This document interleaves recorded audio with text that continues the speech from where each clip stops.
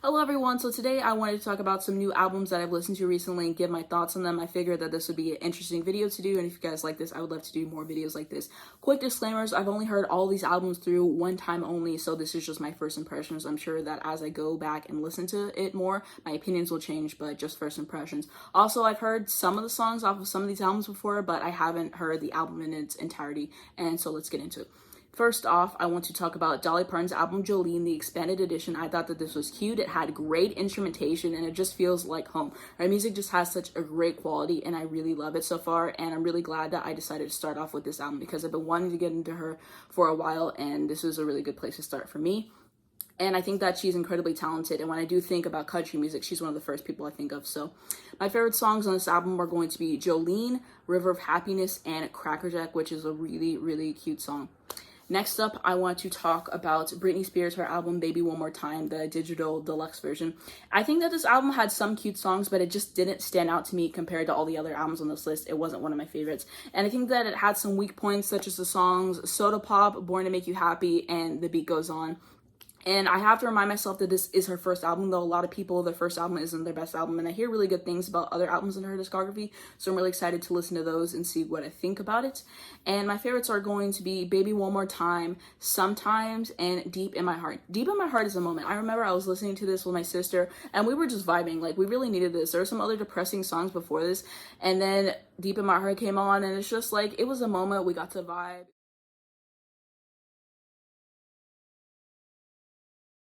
Next up is going to be Kelly Clarkson's album called Breakaway. I think that this is a good album. I really enjoyed myself and I'm definitely going to have to listen again to decide how I feel about certain songs because I liked most of the songs. There are some songs that I felt indifferent about and some songs that I didn't necessarily like. And so I will definitely have to listen to them again. But I think overall she showed that she's a great singer and she is great at conveying emotions and of course a great songwriter as well. My favorite songs are going to be Breakaway, Behind These Hazel Eyes, and Beautiful Disaster, the live version. And there's actually a video I watched that made me want to get into listening to her discography, so I'll leave that down below. I thought it was really interesting to watch and everything, and I'm excited to listen to more of her albums.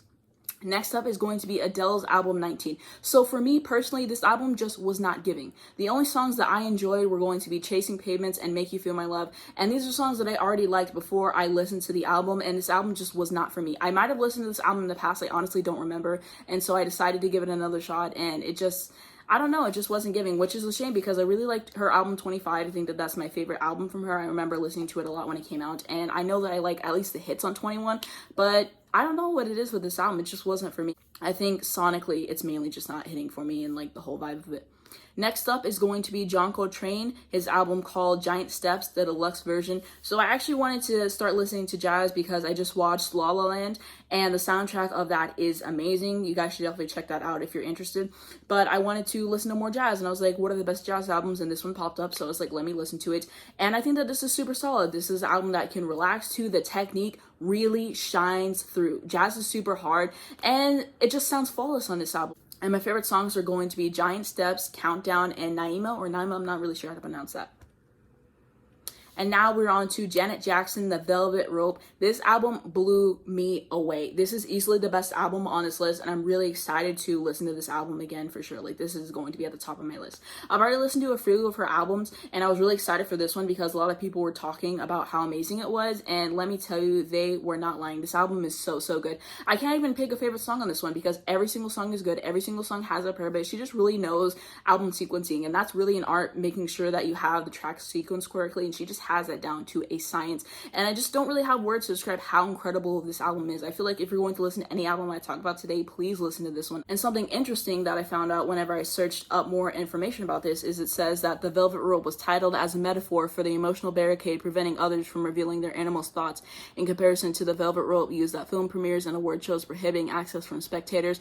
It also served as a metaphor for the barriers separating different classes of society. It was based on various events throughout her adolescence and early adulthood, resurfacing after attempted escapism.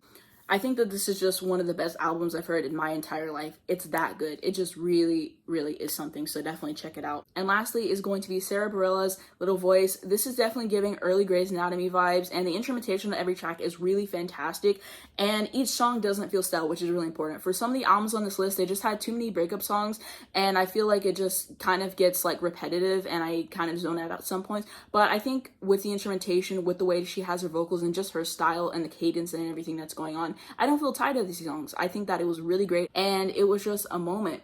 The only song that I didn't like was the second song, Vegas, but every other song is really fantastic, and I'm ready to listen to this again.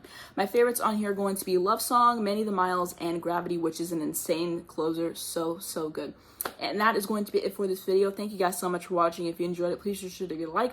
Also, the red subscribe button right down below. You can also hit the bell to get notified every time I post. And also in the first link in the description, I do have a second channel. I am going to be having a new video out. I'm not sure if it's going to be out before this video comes out or after, but it will be coming out regardless. So please check it out. It's a very important video to me, and I think it's going to be very good that you guys are going to want to watch.